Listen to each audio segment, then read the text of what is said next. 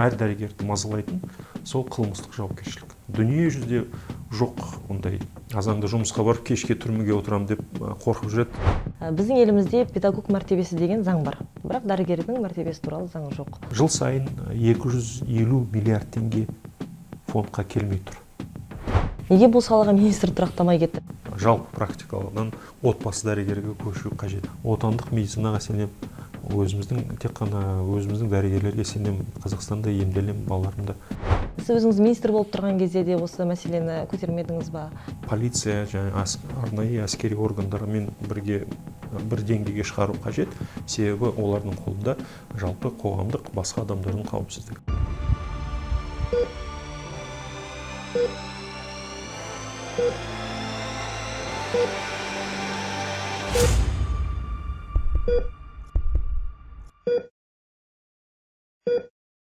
Сәлем достар, бүгін бізде қонақта медицина ғылымдарының докторы, экс-министр Елжан Біртанов.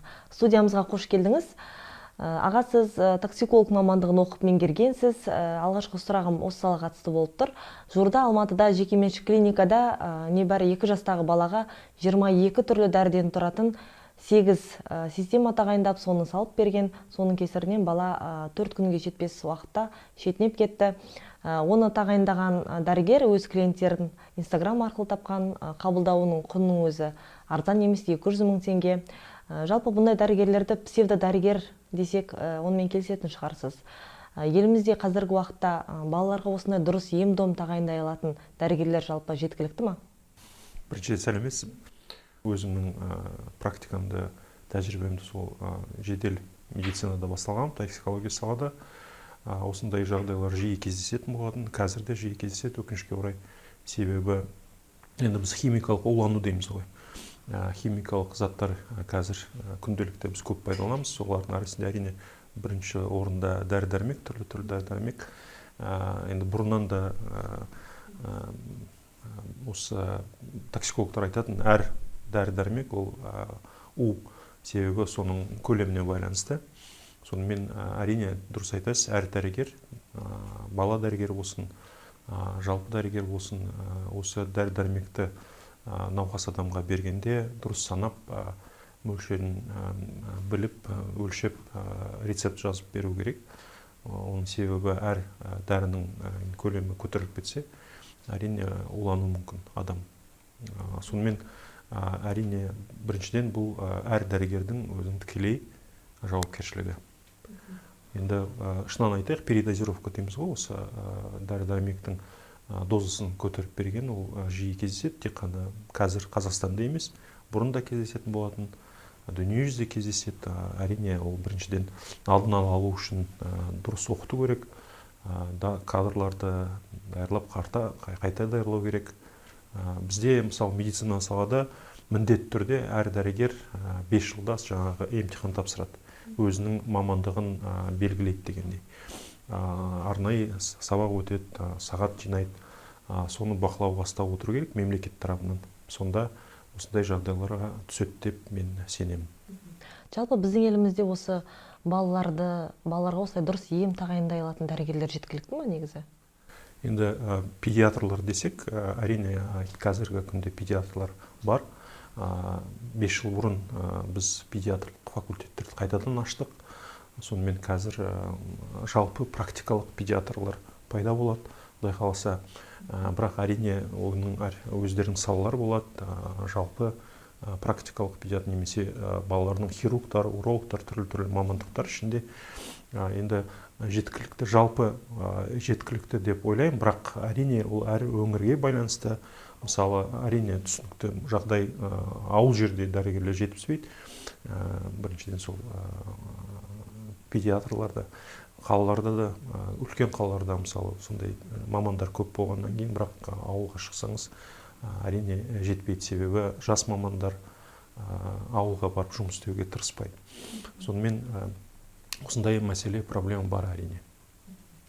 Қазір соңғы уақытта осы жекеменшік клиникалар түгілі мемлекеттік медициналық мекемелерге деген халықтың бір сенімсіздігі ма, түрлі жаңағы туысқандар, жақындар қайтыс болып жатқан кезде дәрігерлерді кінәлап жатады. Сосын әділдік іздеп шарқ ұрып жүреді азаматтар. Жалпы өзіңіз жұмыс істеген кезде осындай дәрігерлердің солардың біліксіздігінен қайтыс болатын жағдайлар жиі кездеседі ме бұрында?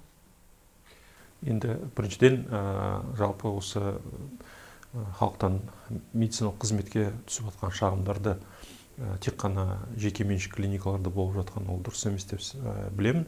Себебі статистика бойынша ондай жаңағы меншікке байланбаған. Оның себебі сол клиникадағы сапа және бақылауға байланысты, меңгеруге байланысты. Ол мемлекеттік мекемелерде болады, жеке меншік мекемеде болады. Енді әрине тарих бойынша қазіргі күнде мемлекеттік мекемелер үлкен, ауруханалар, мысалы үлкен емханалар, олар әрине оларды енді мемлекет, жергілікті әкімшіліктер бақылауда ұстайды. Ал жеке клиникалар көбейіп кетті. Көп дәрігерлер өздерінің кабинеттерін ашып науқастарды қабылдайды. Оларды барлығын біріншіден бақылауға өте қиын. Екіншіден жеке бизнес болғаннан кейін көп жыл, осы биылғы жылға дейін мораторий болған, тексеруге тыйым салынған. Сонымен ол да осы соның нәтижесі деп ойлаймын. Себебі біз сол өзім мемлекет тарапында жұмыс істегенде осы халықтың денсаулық бойынша кодексті әзірлегенде осы мәселені көтергенбіз. Себебі біздің ойымыз бойынша осы халықтың денсаулығына тікелей байланысты салаларда, сонымен қатар мысалы санитарлық сала, медициналық салада осындай мораторий болмау керек деп. Бірақ өкінішке орай сол кезде ұлттық кәсіпкерлік палата бізді қолдаған жоқ, осындай ұсыныстарды өткізбеді.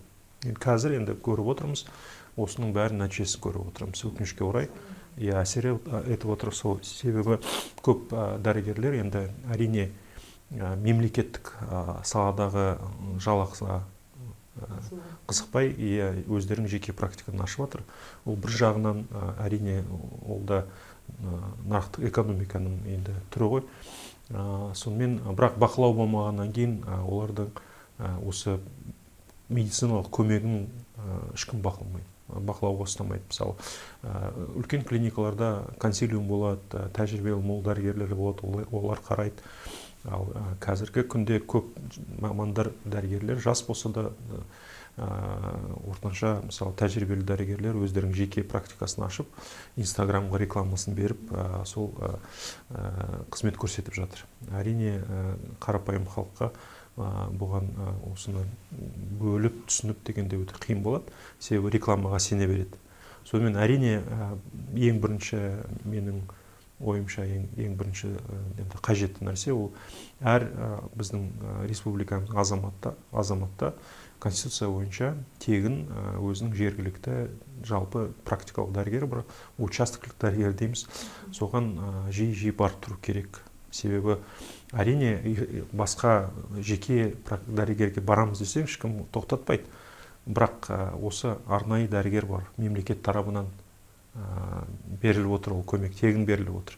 Соған анда-санда барып, жаңағы түрлі ауруларды алдынан алу үшін, сонымен қатар скрининг өту үшін, ақылдасу үшін, балалардың денсаулығы бойынша, жаңағы вакцинация бойынша түрлі мәселелер ғой енді. Созылмалы аурулар болады. Олар көп ең маңызды ауруларды алсақ, мысалы гипертония, қан диабеті болса, тегін дәрі-дәрмек беріледі. Сонымен біріншіден менің ойымша әр адамның өзінің жеке дәрігері болу керек, отбасында жеке отбасы дәрігері болу керек. Қазіргі күнде Қазақстанда осындай дәрігерлер мемлекет тарапынан тегін қамтиды. Бізде қазір бірақ отбасылық дәрігер деген бар ма біздің елімізде? Отбасылық дәрігер деген жоқ қой бізде. Отбасы дәрігер деген енді толық барлық жерде отбасы дәрігерде бар деп айтуға енді болмайды. Себебі осы реформа көшкенде участок терапевттерді және педиатрларды қосып, сол жалпы практикалар дәрігер деп атадық. Қазіргі күнде біздің негізгі сол алғашқы медициналық көмекті жалпы практикалық дәрігерлер көрсетеді. Бірақ менің ойымша енді болашаққа отбасылық медицинаның, отбасылық дәрігерлердің болашағы зор. Олар мемлекет тарапынан болсын, жеке де практикалық осындай практика болуы мүмкін. Өте қажетті деп сенемін. Біз енді мемлекет тарапынан оны қолдауымыз қажет. Жалпы осы білім беру салада қазір біраз өзгерістер келе жатыр. Сол жалпы практикадан отбасы дәрігерге көшу қажет деп ойлаймын. Жаңа дәрігерлердің жалақысы туралы айтып қалдыңыз. Бізде ауыл аймақтарда да көптеген дәрігерлер жетіспейтіні рас. Оларды, жастарды немесе мықты білікті дәрігерлерді басқа да өңірлерге, ауыл аймақтарға тарту үшін не істеу керек? Өте енді үлкен мәселе, үлкен сұрақ. Әрине, осы бізде қазір Қазақстанда 80 мыңға жуық дәрігерлер бар. Сонымен қатар 120 мыңға жуық мейірбикелер, 200 мың медициналық мамандар дейік. Әрине, ол қазіргі күнде бізде жалпы елімізде нарықтық экономика болғаннан кейін, осы еңбек нарықта да бізде енді әр адам өз шешім қабылдайды. Қай жерде жұмыс істеуге. Міндетті түрде барып осы жерде жұмыс істейсің деген ондай болмайды. Себебі әрине әр маман өзі іздеп, өзінің мамандығы бойынша, сала бойынша іздеп жұмыс табады.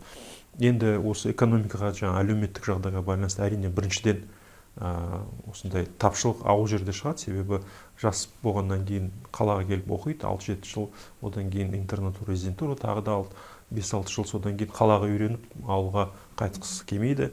Әрине осы жерде екі инструмент бар деп айтуға болады. Біріншіден, ол заң бойынша мемлекет тарапынан грант алып оқыса, менің ойымша, менің сенім бойынша осы мемлекетке қайтару керек. Осы бөлінген қаржыны сол заң бойынша 3 жыл міндетті түрде мемлекет қай жерге жібереді, сол жерге барып жұмыс істеу керек. Әрине біріншіден сол ауыл жер болсын, жалпы емхана болсын, кейбір жағдайда қалаға да жібереді.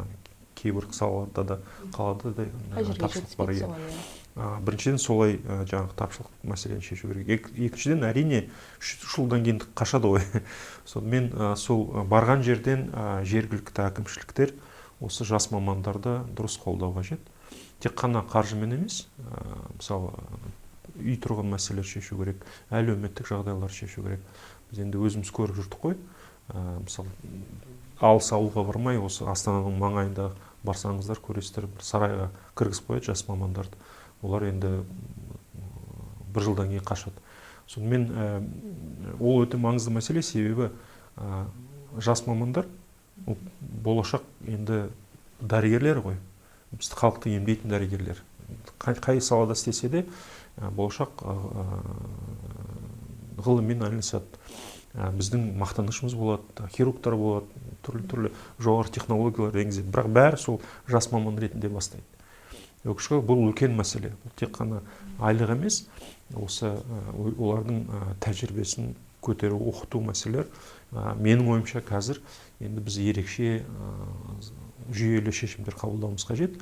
Сонымен қатар, мысалы, жас дәрігердің арнайы мәртебесін бекіту қажет деп ойлаймыз. Бұл енді үлкен біздің профсоюздың алдымызда тұрған мақсат деп айтуға болады.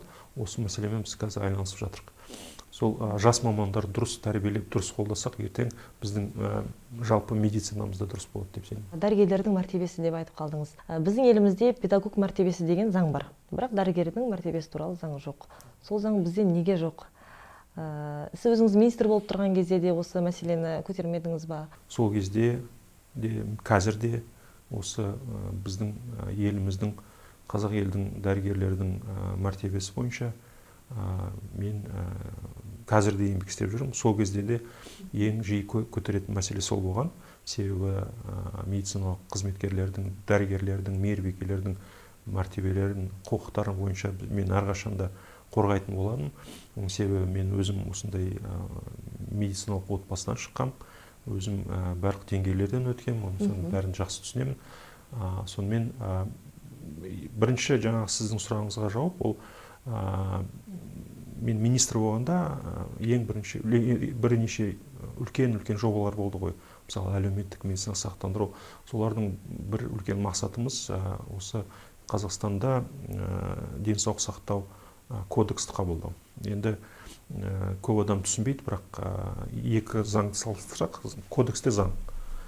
Бірақ жай заң мен кодексті салыстырсақ, кодекстің деңгейі үлкендеу болады.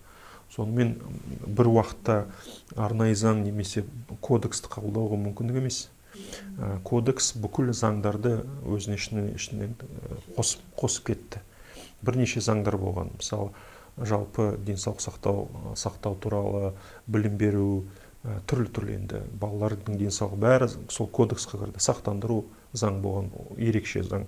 Ол да кодекстің құрамына кірді. Сол біздің қазіргі денсаулық сақтау кодекстің құрамында арнайы дәрігерлердің, медициналық қызметкерлердің мәртебесіне арналған баптары бар.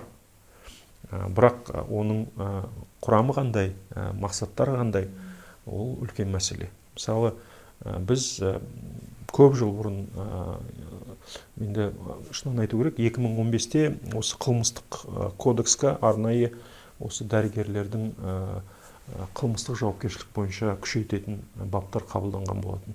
Сол кезден бастап дәрігерлерді осы соттап түрмеге отырғызу басталды.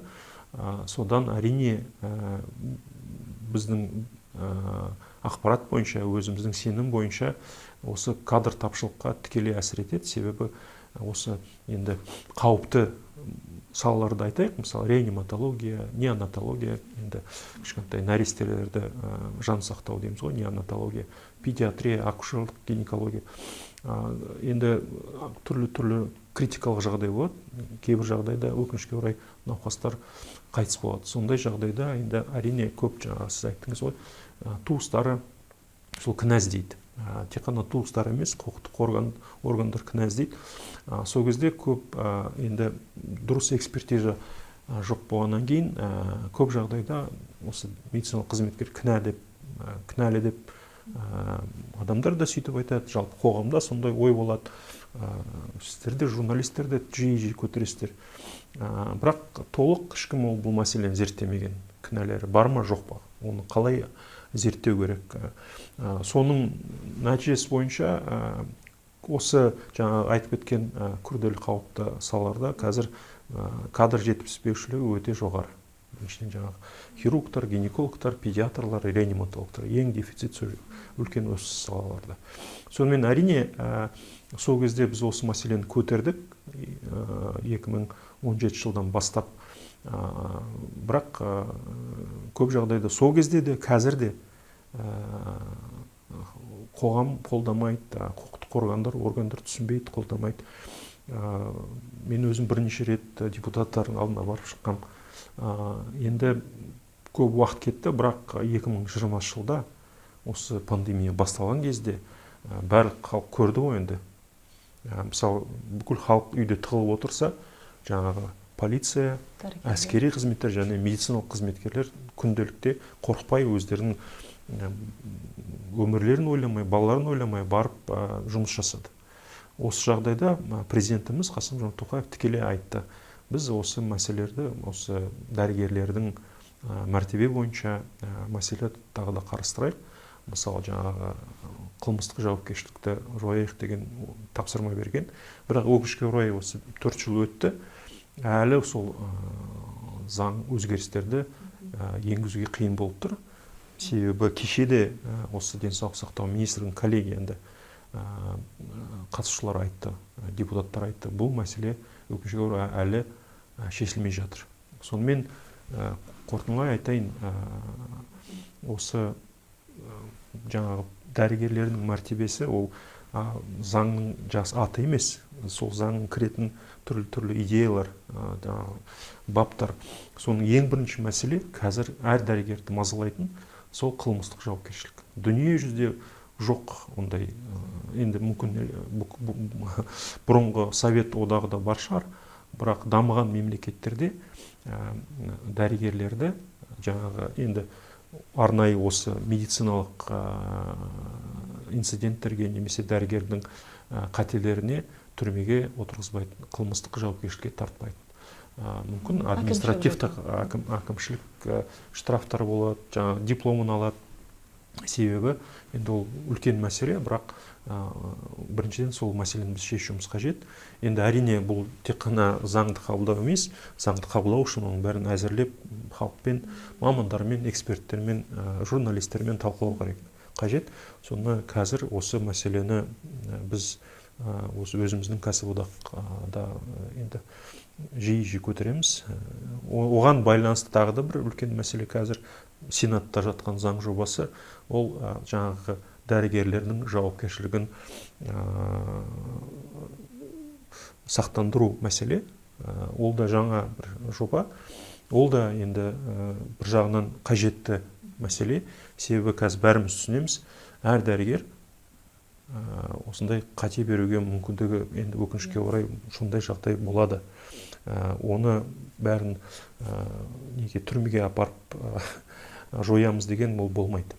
Себебі зерттеу керек, себептерін анықтау керек, алдын алу шаралар енгізу керек, сонымен оқыту керек, түрлі технология қолжетімді болу керек, сонымен шешіледі. Бірақ осындай жағдай болғаннан кейін әрине жаңағы қайтыс болған немесе мүгедек болған адамның өзіне, отбасына материалдық компенсация болу қажет, ол түсінікті. Одан ешкім бас тартып отқан жоқ. Бірақ бұл енді өте комплекстік мәселе болып тұр да қазір. Сонымен біздің профсоюзымыз, мысалы Қазмет профсоюз, осы заң жобасына қарсы шықты. Себебі бұл әшейін формальдық шешім деп ойлаймыз. Себебі бұл заң қабылданса, ертең дәрігерлердің бастарына түсіп отқан осы қылмыстық істердің саны көп есе көбейеді. Ауруханаларымыздағы жұмысымыз сол толық осындай халықтан түсіп жатқан шағымдарды әзірлеп, зерттеу үшін, анықтау үшін бүкіл уақыт соған кететін болады. Енді қазірде қиын болып тұр, себебі дәрігерлер қорқып отыр, жұмысқа келеді. Азанды жұмысқа барып, кешке түрмеге отырам деп қорқып жүреді. Бірақ мынау заң қабылданса, әр адам сондай, әр науқас сондай шағым жазып, ауруханадан ақша алам деп сондай тырысса, әрине осындай шағымдардың саны көп есе көбейеді. Ол халықаралық тәжірибе көріп отырмыз басқа мемлекеттерде. Соны біз қазір сондай шағымдар өкінішке орай біздің жұмысымызды басып кетеді деп қорқамыз. Соны асықпай тағы да ақылдасып, тағы да эксперттермен. Шынын айтақ, барлық осы практикалық саладағы эксперттер қарсы шығып отыр. Өкінішке орай біздің енді бұрынғы денсаулық сақтау министрлігінің нелері, мүшелері дұрыс осы заңды, жаңағы ұсыныстарды қарамай, осы заң жобасын ары қарай итеріп жатыр. Сонымен қазірде енді сеніміміз көп, себебі қазіргі жаңа министр өзі Сенаттан келген болатын, өзінің позициясы бар. Қазірде арнайы жұмыс топ құрылып, барлық эксперттер қайдадан бастарын қосып, осы мәселеге қайтып келдік. Осы тікелей жүйелі жұмыс деген осы жаңағы дәрігерлердің мәртебесі бойынша. Осындай әлеуметтік өте маңызды заңды қабылдау үшін 3-4 жыл кетеді. Енді жаңағы жерде бір құмалақ бір қарынмай шіртеді деген сияқты болып тұр ғой. Кейбір дәрігерлер үшін халық барлық дәрігерге сенбейді, кінәлайды жаңағындай қайтыс болып кеткен жағдайда. Жаңа жылдан бері де жаңағындай дәрігерлерге күш көрсету, ұрып соғу деген жағдайлар бізде бірнеше өңірде қайталанды, бірнеше оқиға болды. Қазір мәжіліс депутаттары да айтып жатыр бұл мәселені көтеріп. Жалпы қалай қорғаймыз енді біз дәрігерлерді? Сіздер өз тараптарыңыздан жалпы дәрігерлерді кәсіподақ қорғай ала ма? Енді шынын айтайын, бұл соңғы уақытта емес, бұрыннан келе жатқан проблема, мәселе. Біз өзіміз жас дәрігер болғанда күндіз-түні енді аптасында 2 рет 3 рет түнгі дежурствоға шығып, жедел жәрдем аурухана жұмыс істеген болатынбыз. Сол кезде осындай жағдай көп болған. Әр дежурствода емес, бірақ аптасында, айында 2-3 рет сондай инцидент болатын. Науқастар немесе олардың туыстары келіп, төбелеске шығарып, айқай-шу шығарып дегенде. Бірақ ол кезде ешқандай Инстаграм болған жоқ, әлеуметтік жүйелер болған жоқ. Ешкім камераға түсірмейтін, ауруханаларда камералар жоқ. Сонымен енді ең қиын жағдайда милиция, полицияны шақырып шешетіміз. Сонымен шынын айтайық, осы арнайы статистика жоқ. Мүмкін бар, бірақ ешкім оны қазір қарастырып отқан жоқ. Ол осындай жағдайды бұрын болды, қазір де бар, өкінішке орай болашақта да болады. Себебі өзіміздің енді халықтың арасындағы ол енді тәрбиелеу мәселе ғой, енді шынын айтсақ. Қалай біз өзіміздің балаларымыз тәрбиелейміз, басқа адамға адамгершілік дейміз, сол мәселе. Ал қалай шешуге болады? Енді бұл бойынша енді жақында депутаттар да айтты, денсаулық сақтау министрлігі өте дұрыс позициясын жеткізді. Осындай енді қылмысқа барған азаматтардың қылмыстық жауапкершілігін күшейту қажет. Себебі бұл жай төбелес емес, жай хулиганский не емес, көшедегі болып жатқан жағдай емес, базарда болып жатқан жағдай емес. Ол жаңағы медициналық қызметкер басқа науқастарды жанын сақтау үшін келіп отқан, мысалы жедел жәрдем болса, немесе жаңағы ауруханадағы қабылдау бөлімшесінде болып жатқан жағдай болса, осындай қылмыс тек қана сол дәрігерге емес, барлық сол персоналға және барлық науқасқа әсер етеді. Сол мәселе. Мысалы жақында көрдік, Қарағанды қалада ма, жедел жәрдем, жаңағы оны төбелес болғаннан кейін не болды? Бұл енді жаңа көріп отырмыз. Бүкіл бригадаға шок, стресс, полиция шақырылды, айқай-шу шықты. Қанша уақыт ол жерде тұрғаны ешкім белгісіз. Жаңағы науқас не болды? Кімге келді олар? Кімді құтқаруға келді? Мүмкін кішкентай баланы өмірін сақтауға үшін келді. Соны тезірек шығып кету, ауруханаға жеткізу үшін соларда жаңа сол жағдайда енді сондай жағдай болып тұр. Ол жағын ешкім сұрап жатқан жоқ. Әрине, ондай жағдайларда толық енді дәрігерлердің жауапкершілік. Ертең бірдеңе болса, қайтадан біз дәрігерлер кінәлі деп шығамыз. Ал қандай себептер қандай болды? Сонымен бір жағынан біз мысалы жаңа айтып жатырмыз ғой, полиция және арнайы әскери органдармен бірге бір деңгейге шығару қажет, себебі олардың қолында жалпы қоғамдық басқа адамдардың қауіпсіздігі.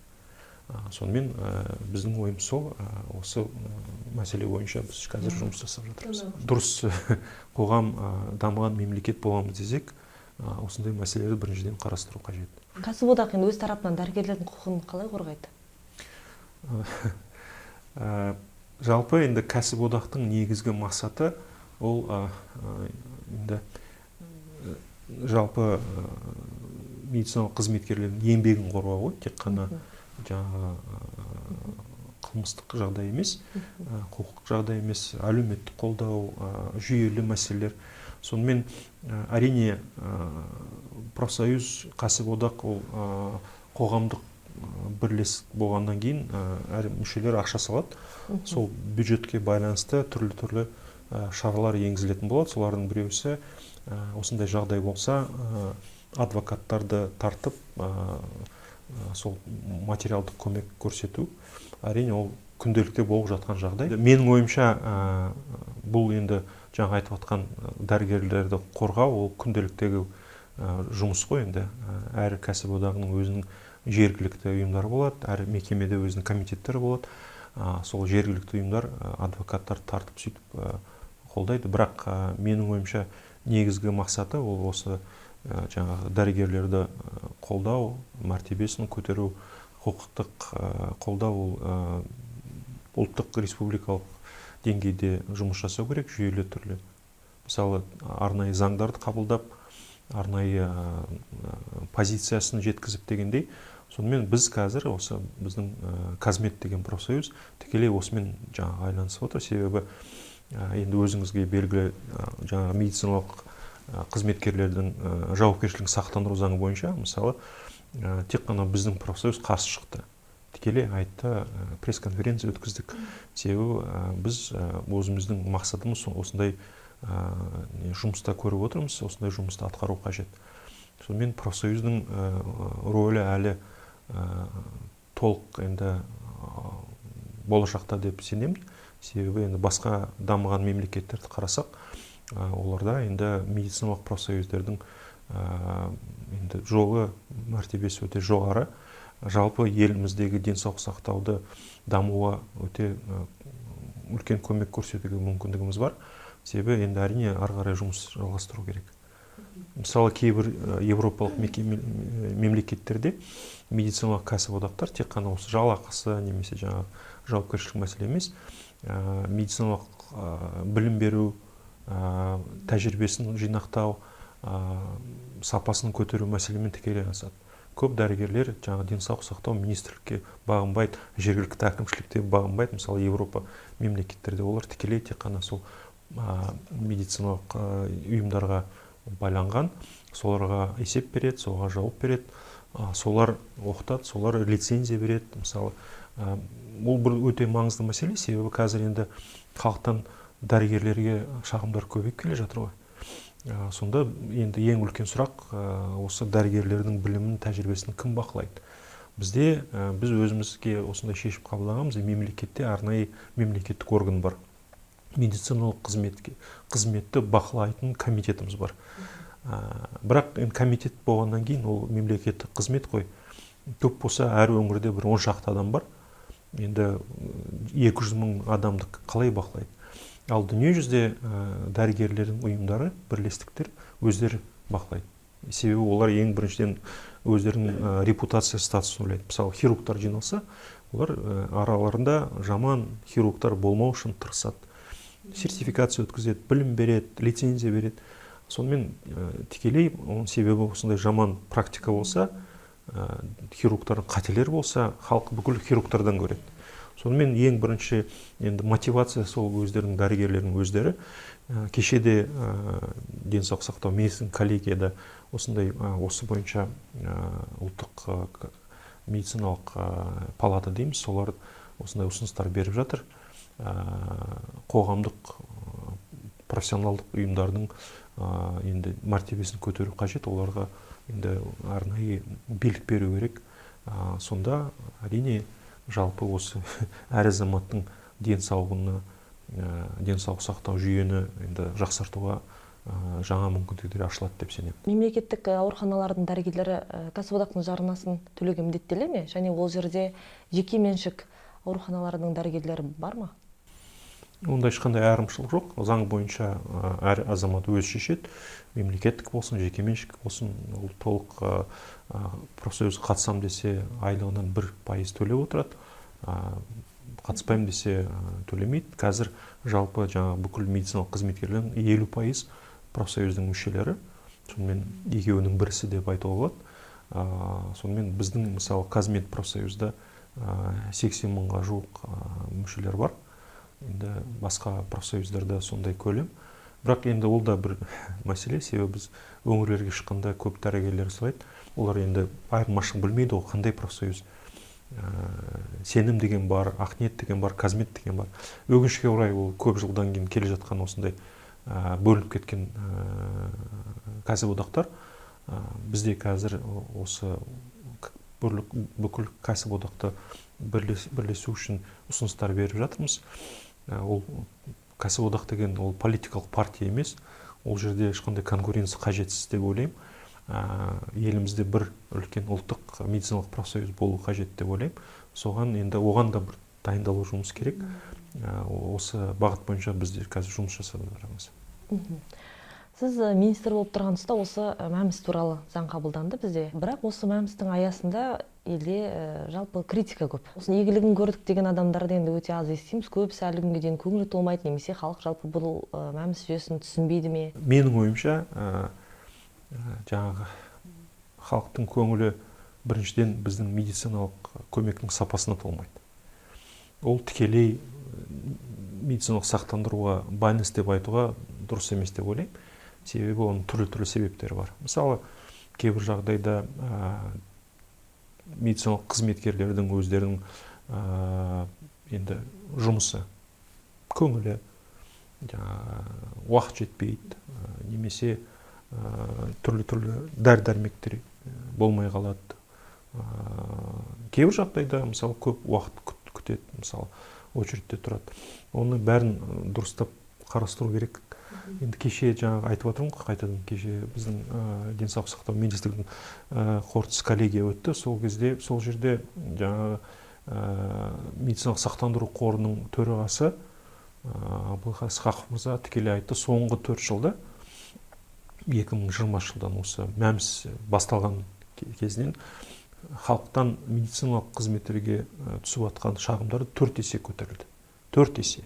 4 жылдың ішінде 4 есе көтерілді. Сол медициналық қызметтерге түсіп жатқан шағымдар ғой. Олардың ішінде мысалы енді жаңағы сақтандыруға төлеп жатқан взностардың мөлшері бойынша емес. Көбісі сол күнделікті медициналық қызметкердің қолжетімділігі және сапасы. Сонымен ол бірінші мәселе. Ал екіншіден шынын айту керек, енді біз сол жаңағы медициналық сақтандыру жүйені енгізгенде айтатын боламыз тікелей, бұл жаңа жүйе негізгі мақсаты тек қана біздің медицина саланың қаржыландыру мәселесі шешпейді. Үлкен бір мәселе ол біздің медициналық жүйенің жауапкершілігін көтеру қажет. Себебі күнделікте жаңағы больницалардың басшылары, сақтандыру қорының қызметкерлерінің олардың жауапкершілік көтеру қажет. Себебі жаңағы халықтан түсіп жатқан ақшаның жаңағы тиімділігі ол үлкен мәселе. Бұрында мысалы біз енді төлеп жатырмыз ғой, әлеуметтік салық деген түрлі салықтар төлейміз ғой, сол ақша барып медицинаға жаратылады. Қандай айырмашылық? Айырмашылық сол жиналып жатқан ақшаны қалай пайдаланамыз? Ашық, анық, тиімділігін осы мәселе бойынша әрине біз біраз жаңа енді шешімдер ойланып, осы жаңа жүйені енгізетін боламыз. Бірақ өкінішке орай, енді түрлі себептерге байланысты осындай сақтандыру жүйе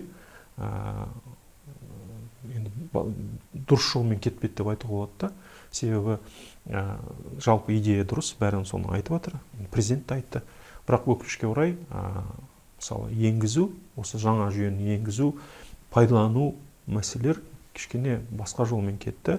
Енді оны қазір дұрыстау қажет деп айтып жатыр. Енді толық келісемін.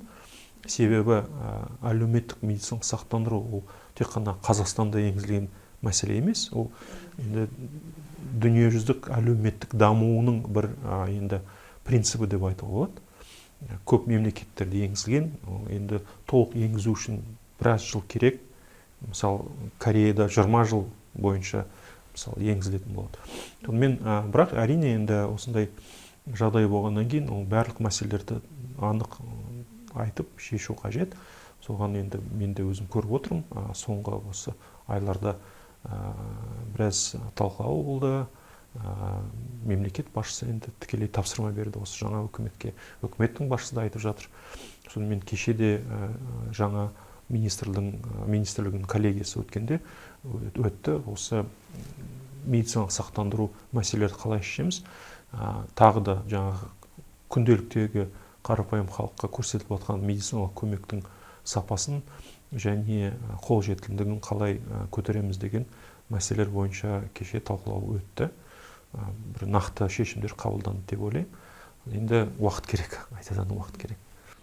Мәмс туралы берген бұған дейінгі сұхбаттарыңызды көріп шықтым. Бұл тақырыпты неге қозғап отырмын? Жақында ғана министр Мәмске қатысты жаңа заң жобасын қоғам талқысына шығарды. Онда жалақысы 850 мың теңгеден асатын азаматтардың осы Мәмске төлейтін жарнасын көбейту айтылған. Осыған қатысты қоғамда қызу талқыға түсіп, резонанс туып жатыр. Бұл қадамға мемлекет не үшін барып отыр? Халық енді 4 жылда аз ақша құйған жоқпыз деп жатыр. Енді оны дұрыс түсіну керек. Тағы да айтып кетейін, осындай бір мүмкін жақсы ұсынысты халыққа дұрыс жеткізген. Дұрыс жеткізу керек. Мысалы, 96% халыққа ешқандай қатысы жоқ бұл. Мысалы, сізге мүмкін осы 850 мың жалақысы айырылып жатқан халық қанша айтып жатыр ғой, 5%, 6%. Тек қана соларға әсер етеді. Себебі олар пропорция бойынша басқа жаңағы азаматтармен бірге төлеу керек. Мысалы, жалақыңыз 400 мың болса, сіз 2% төлейсіз. Ал 1 миллион болса 0,5% төлейсіз. Мысалы, ол дұрыс емес қой. Мысалы, пенсионный фондқа біз бірдей төлейміз.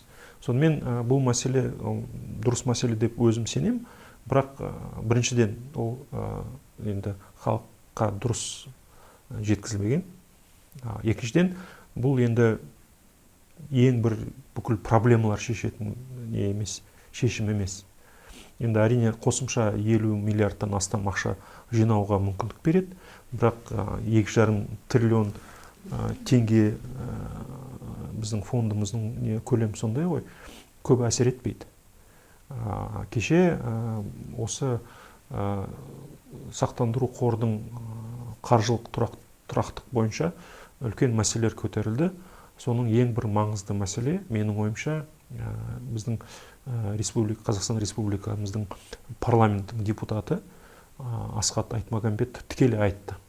Барлық ешкім айтпайды, тек қана осы кісі дұрыс айтады, енді бұрыннан да айтып жүр. Жыл сайын өкінішке орай біздің қаржы министрлігі сол медициналық сақтандыру қорға жіберетін ақшаны төмендетіп жіберіп жатыр. Себебі мәселе неде? Жаңағы біздің кодекс бойынша сақтандыру заңдары бойынша енді жалпы бүкіл азаматтар үш топқа бөлінеді. Енді бірінші топ ол жұмыс істейтін жұмысшылар, олар өзінің айлығынан 2% төлейді мысалы. Екінші топ ол енді жұмыс істемейтін азаматтар, пенсионерлер, мүгедектер, балалар, басқа да 15 категория бар.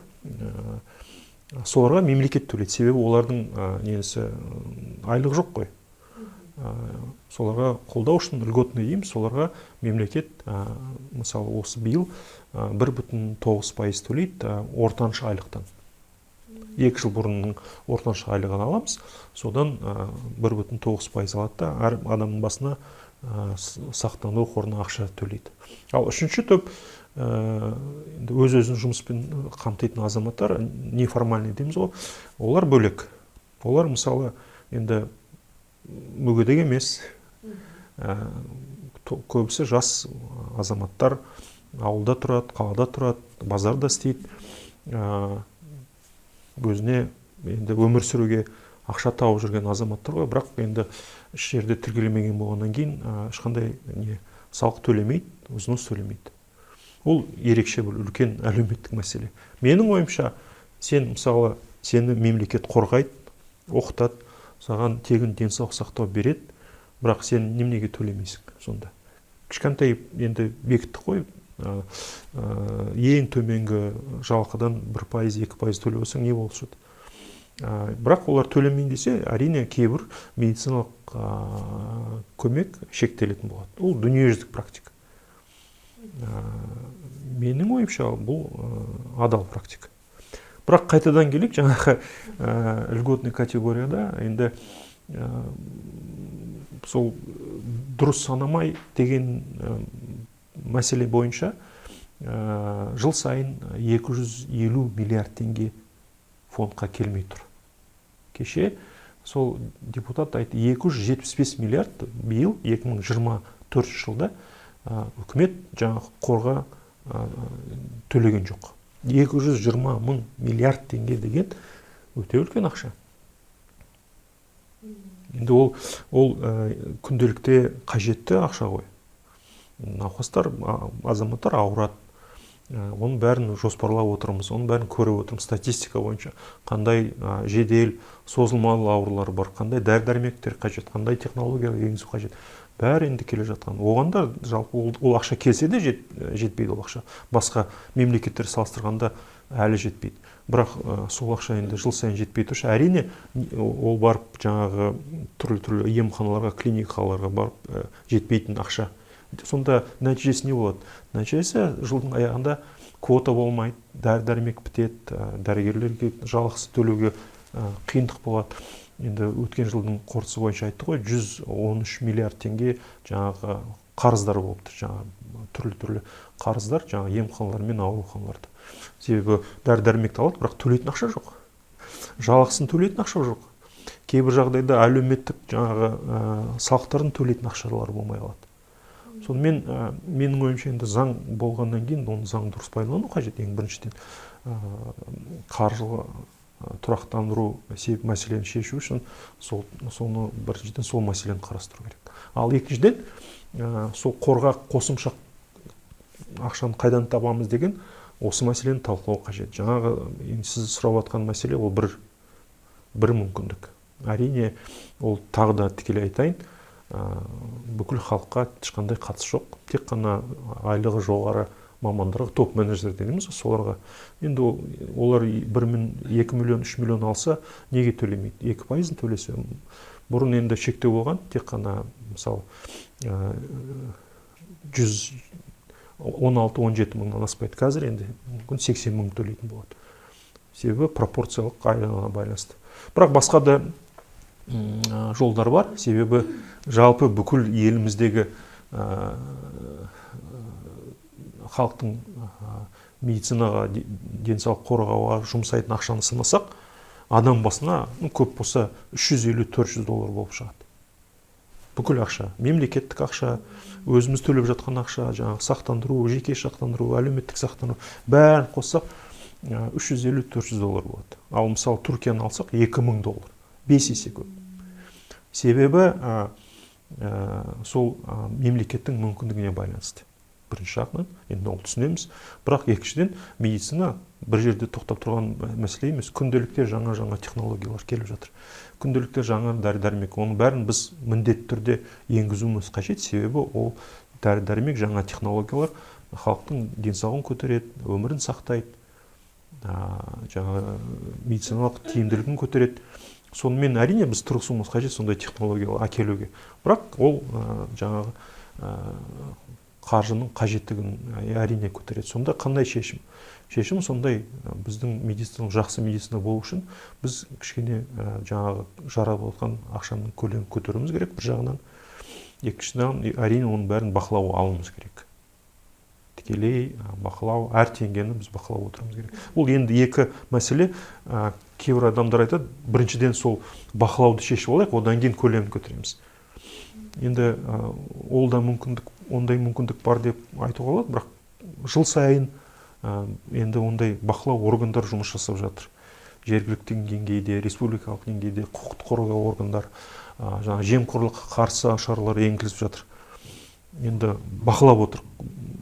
Сонымен де ол ақшаның көлемі көтерілмесе, жаңа томограф, жаңа дәрі-дәрмек қалай сатып аламыз?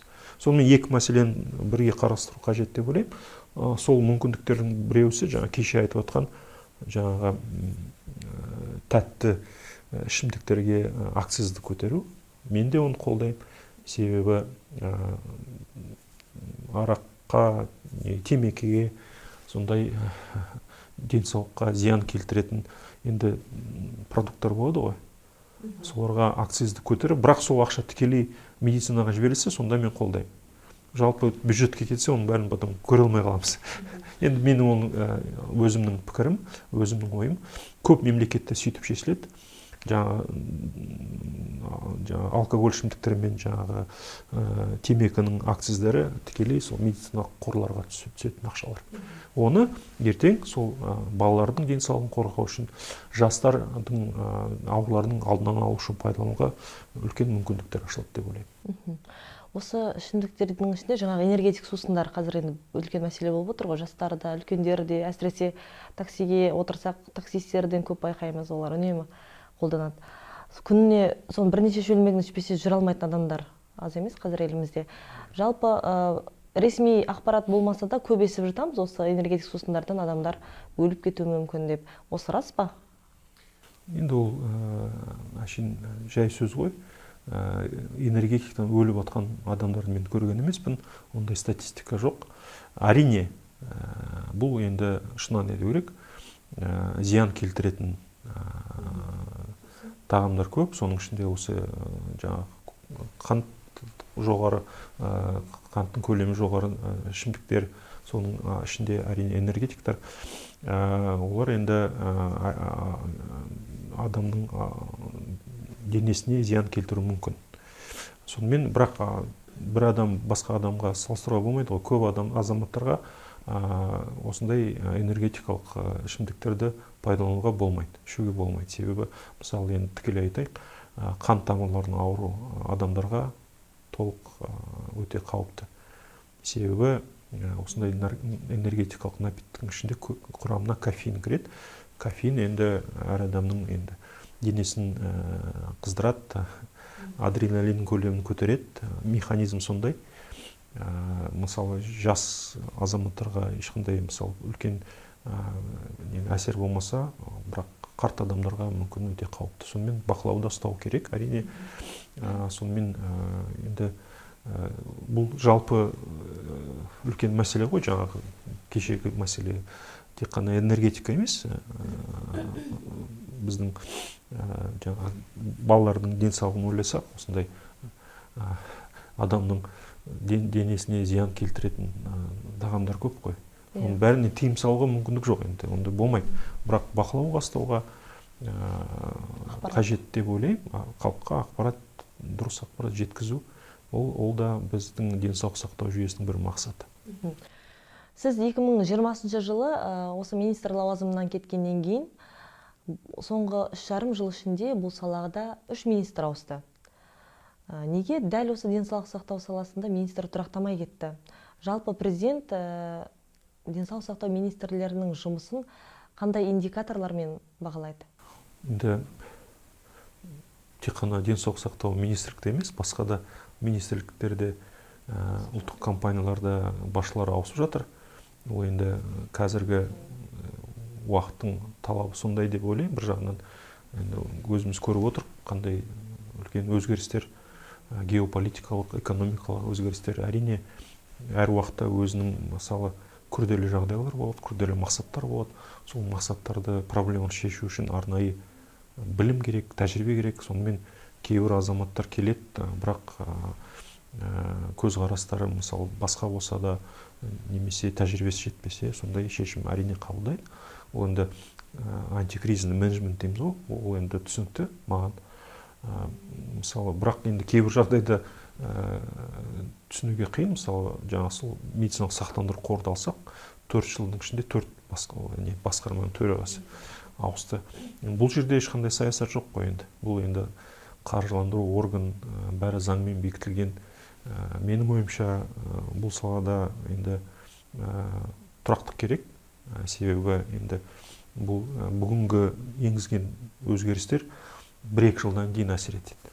Ең енді ерте тиімділігі 1-2 жылдан кейін, мүмкін жарты жылдан кейін көрсетеді. Сонымен ауыстыра берсек, әрине келесі адам келгеннен кейін ол қайтадан зерттейді, уақыт керек, түсінеді, түсінбейді дегендей. Ал қалай бағалайды? Енді әрине біріншіден халық бағалайды. Көріп отыр ғой, енді әрине президентіміз, үкімет басшысы, президенттік администрация менің ойымша арнайы енді мониторинг жасап көріп отыр ғой халықтың көңіл күйін. Соған байланысты шешім қабылдайды деп ойлаймын. Көп жағдайда сондай. Жақында ғана Ақмарал Әлназарова тағайындалды осы лауазымға. Жаңа министрді қандай міндеттер күтіп тұр? Қандай өзгерістер керек деп ойлайсыз? Денсаулық сақтау өте сондай үлкен күрделі сала, себебі әр азаматтың күнделіктегі кездесіп отқан мәселелер шешу қажет. Кейбір салаларда енді мүмкін халық күнделікті көрмейді, мысалы жол болсын, немесе авиация болсын, немесе орман болсын дегендей. Бірақ денсаулық, білім беру енді күнделікті көріп отқан мәселелер, соларды әрине тікелей бақылап, түсініп, мәселелерді тез шешу қажет деп ойлаймын. Енді кешеде осы бірінші коллегия өтті. Біріншіден ұнағаны барлық проблемалар анық ашылды. Анық, соның бәрін өте қысқа коллегия болды. Көп сөздей болған жоқ, бірақ нақты проблемаларды ашып, осындай қандай шешімдер қажет, соның бәрі талқыланып, бүкіл медициналық саладағы мамандар, ғалымдар бәрі қатысып, өздерінің ойларын айтты. Сонымен менің ойымша енді жаңа министрдің тәжірибесі, білімде мол, осы алдында қойылып жатқан мақсаттарды шешуге барлық мүмкіндігі бар деп сенемін. Менің ойымша қазіргі күнде бұрында, болашақта осы біздің медицинамызды жақсартамыз десек, ол тек қана осы министрден күту ол дұрыс емес. Тек қана министрліктен, жаңа биліктен күту ол дұрыс емес. Барлығымыз бас қосып тұрысымыз қажет. Енді біздің медицина салада ол әрине біріншіден түрлі профессионалдық ұйымдар, ассоциациялар, кәсіподақтар өзіміздің біліміміздің, қолдауымызды көрсетуіміз қажет. Түрлі мысалы заң жобалар шығып жатқан бәрін дұрыстап көру керек, ұсыныстар беру керек. Екіншіден әрине енді қазіргі біздің мемлекетімізде нарықтық экономика болғаннан кейін әрине медицина салада нарықтық экономика пайда болды. Бизнесті тарту керек. себебі медицина даму үшін үлкен инвестициялар қажет. Мемлекеттің инвестиция жетпейді. Енді әрине мемлекет тарапынан бөлініп жатыр. Мысалы қазір ауыл медицинаны көтеріп жатырмыз. Көп ауылда көп мысалы медициналық мекемелер құрылды, бірақ құрылыс өткізіліп жатыр, бірақ оған ақша жетпейді. Түрлі оборудование, түрлі жаңа технология тарту үшін біз жеке инвестиция тартуымыз қажет. Елімізден, шет елден. Соған енді әрине менің ойымша соған жүйелі жағдай жасау керек. Үкімет тарапынан бизнес өзде бір дұрыс көзқараспен қарау керек. Сонымен сондай бүкіл қоғам осындай жұмысқа қатысса, бір әрине арнайы тағы да айтып кету керек, осы ақпараттық құралдар, себебі көп жағдайда дұрыс түсініктіру жұмыс жетпейді. Мысалы жаңа айтып отыр ғой, вакцинация болса да көп адам бас тартып отыр. Себебі енді бүкіл министрлік күндіз-түнде телевизорда отырса да ол жетпейді. Себебі қазір халық телевизор көрмейді. Енді ол шындық қой. YouTube көреді, сіз секілді блогерлар тыңдайды. Сол каналдар арқылы дұрыс ақпаратты жеткізу қажет. Енді ол да бір үлкен әлеуметтік мәселе деп ойлаймын. Соңғы уақытта біздің елімізде қызылша қатты өршіп кетті. Соған қатысты айтыңызшы, неге дәл біздің елде осылай қатты өршіп кетті осы қызылша ауруы? Иә, расында қазір көп мемлекеттерде көтеріліп кетті қызылша, бірақ Қазақстанда өкінішке орай сол ең дамыған деген айтуға болады осы мәселе бойынша. Себептер көп, жаңа айтып кеттік, енді көп адам бас тартып жүр. Ол ақпараттандыру жұмыс, идеологиялық жұмыс. Екіншіден, менің ойымша, көп жағдайда енді өтірік вакцинация деймін ғой мен. Біздің енді официалдық статистиканы көрсеңіз, 99% вакцинация өтті дейміз. Мен министр ол кезде сондай да бізге отчет түсетін. Енді ойлайсың, 99% вакцинация болса, ертең ешқандай вспышка болмау керек қой. Бірақ сондай вспышка болады. Себебі не? Біріншіден сол вакцинаның сапасын ойлайсың. Бірақ енді соңғы 10 шақты жылдың ішінде барлық осы бақылау жүйелері бәрі дұрыс енді ұйымдастырылған. Сапасыз дәрі-дәрмек елге әкелу өте қиын, мүмкін емес, әсіресе осы вакцина бойынша. Тек қана сол ең жоғары сапалы дәрі-дәрмек сатып аламыз. Сонымен әрине соны ойлайсың, осы статистика дұрыс емес шығар деп. Әрине осы мүмкіндік бар, себебі біз енді билік болғаннан кейін жауапкершілік көп қой. Жаңағы әр өңірден біз тапсырма береміз, толық вакцинация өткізу. Олар бас дәрігерге тапсырма береді, олар мейірбикелерге тапсырма береді. Істемесеңдер енді жұмыстан кетесіңдер деп, содан қорққаннан кейін көп адам келеді, бас тартады. Онда жарайды, біз қойдық деп отметка бере салады. Менің ойымша сол үлкен мәселе, себебі жаңағы енді журналдарды, қағаздарды көрсеңіз, бәр жерде жаңа вакцинация өткізілді деп береді. Оны анықтау үшін тек қана осы ақпараттық жүйелер енгізу қажет. Арнайы. Олар да бар, бірақ әр мекеменің өзінің несі ақпараттық жүйелер, информационный система дейміз ғой. Соның толық интеграция болмағаннан кейін біз оны көрмей отырмыз. Ал екіншіден арнайы жаңа халық өзі қатысу керек, осы жаңа вакцина алды ма, дәрі-дәрмек алды ма, жаңа процедурадан өтті ма, соны бақылауға мүмкіндік ашуымыз керек, сонда біз көріп отырамыз, сонда себебі ол ақша ғой. Тек қана енді әрине медициналық көмекке, сонымен халықтың ақшасы. Сонымен ең бір үлкен сол шешім ол цифрландыру. Соны шешім. Бірақ одан бөлек шынымен де өздері бас тартып жататын ата-аналар да қазір көп. Соларға бір антиваксерлер, арнайы бір компаниялар жұмыс жасайды ма, әлде ол адамдар шынымен өздері солай қарсы ма вакцинаға? Шынымен қарсы деп ойлаймын, себебі вакцинаторлар жұмыс жасайды. Бірақ негізінде нәтижесі бойынша әр адам өзі шешеді ғой. Емханаға барғанда балаларын алып. Сол кезде бір жағын ойлайды, жаңағы көп өтірік ақпарат, осындай өліп қаласыз, ауырып қаласыз деген соған сеніп қалады. Одан кейін жаңағы біздің өкінішке орай жергілікті медициналық қызметкерлер қол тимейді. Нагрузка үлкен, енді көріп отырық. Соның әр адаммен сондай жұмыс жүргізу қиын, шаршайды. Соның тез жарайды қойдық деп қоя салады.